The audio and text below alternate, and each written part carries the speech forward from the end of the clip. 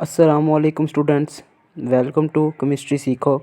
Students, मैं आज आपके लिए बहुत ही इंपॉर्टेंट टॉपिक लेके आया हूँ कि calculate atomic number, mass number और नंबर ऑफ इलेक्ट्रॉन्स, प्रोटॉन्स और न्यूट्रॉन्स, और इनको लिखते कहते हैं।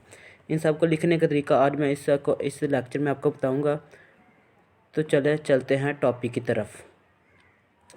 सबसे पहले आपने सपोज कर लेना है कोई एलिमेंट एक्स, उसके ऊपर लिख लेना है आपने मास नंबर ए और नीचे प्रोटॉन नंबर जी। अब आपको बताता चलो कि इसे याद कैसे रखना है, ए टू जी। आपने याद ऐसे तरह रखना है कि ए जो होता है वो पहले आता है ऊपर और जो जी है वो आखिर पे आता है नीचे, इसलिए ए टू जी ऐसे याद रखेंगे। अब बात कर लेते हैं A represent for mass number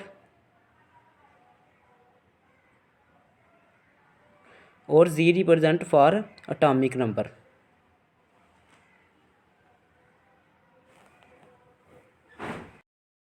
जी को एटॉमिक नंबर से ये देखें, ए को हमने ऊपर लिख लिया और जी को नीचे लिख लिया।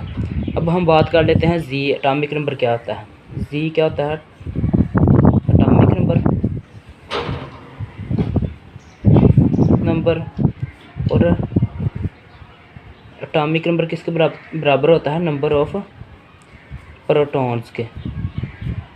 जितने किसी एटम के न्यूक्लियस में नंबर ऑफ प्रोटॉन हो, इसका उतना ही एटॉमिक नंबर होगा। ये बात होगी क्लियर।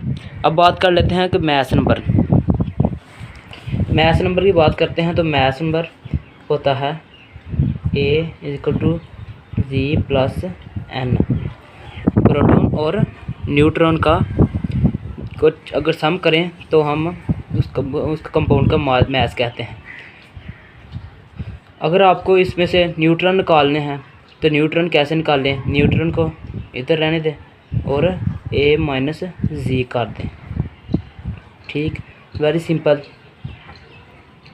अब कोई एग्जांपल कर लेते हैं। जैसे यूरेनियम की बात कर ले, यूरेनियम 238। यूरेनियम का आइसोटोप ले लेते हैं यूरेनियम 23892। अब इसमें बात कर एटॉमिक नंबर इसका कितना है? इसका एटॉमिक नंबर है जी कितना? 92। और नंबर ऑफ न्यूट्रॉन कैसे मालूम करेंगे? न्यूट्रॉन मालूम करने के लिए जो एटॉमिक मास ए माइनस जी कर देंगे, तो 238 माइनस 92, तो ये आ जाएंगे 146। इतने ठीक है, ये बहुत ही सिंपल है। अब बात कर लेते हैं इलेक्ट्रॉन्स की। तो ये बात हमेशा याद रखेगा कि किसी भी एटम में उसके नंबर ऑफ़ इलेक्ट्रॉन और प्रोटॉन हमेशा ही इक्वल होते हैं। जितने नंबर ऑफ़ इलेक्ट्रॉन होंगे उतने ही नंबर ऑफ़ प्रोटॉन होंगे। तो स्टूडेंट, अब हम बात कर लेते हैं कि प्रोटॉन की।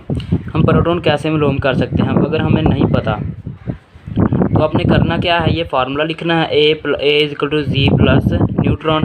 तो जी को इधर हम ले आएंगे, प्रोटॉन को इधर एटॉमिक नंबर को साइड पे कर लेंगे और मास नंबर में से न्यूट्रॉन निकाल देंगे, तो वो हमारे पास आ जाएगा। इसका आ जाएगा फार्मूला, आ जाएगा एटॉमिक नंबर आ जाएगा। और जितना एटॉमिक नंबर होगा उतना ही नंबर ऑफ़ न्यूट्रॉन होंगे। वो आपने कैसे करना है, एग्जाम्पल कर लेते हैं। जैसे इसको ही ले लेते हैं, यूरेनियम 238 को ही ले लेते हैं। इसमें हमें नहीं मालूम के एक्सपोज कर ले, हमें इसका नहीं एटॉमिक नंबर नहीं मालूम, प्रोटॉन नंबर नहीं मालूम, तो सबसे पहले क्या करेंगे, हम इसका न्यूट्रॉन मालूम है, ये जो न्यूट्रॉन ये मालूम है, तो हम इसके में क्या करेंगे, जी इक्वल टू 238 माइनस 146, तो ये आ जाएगा 92। तो इसी तरह से हम बाकी भी किसी भी एलिमेंट का हम नंबर ऑफ न्यूट्रॉन से नंबर ऑफ प्रोटॉन और number of electron find out कर सकते हैं। तो ये थी, आई होप समझ आ गई होगी। इसके साथ ज़्यादा चाहता हूँ। अल्लाह।